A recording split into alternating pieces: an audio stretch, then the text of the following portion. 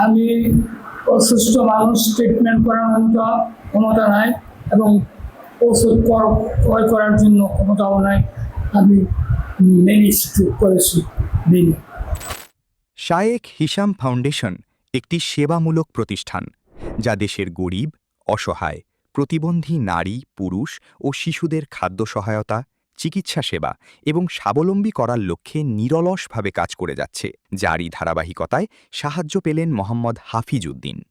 আমি অসুস্থ মানুষ ট্রিটমেন্ট করার মতো ক্ষমতা নাই এবং ওষুধ ক্রয় করার জন্য ক্ষমতাও নাই। আমি ম্যানেজ করেছি দিন। এই টাকা দিয়া গরু ক্রয় করব এবং এটা স্বাবলম্বী হইয়া এটা টাকা দিয়ে চিকিৎসা করব। আল্লাহ সকলে রহমত করো, আমি দোয়া করি এই ফাউন্ডেশন।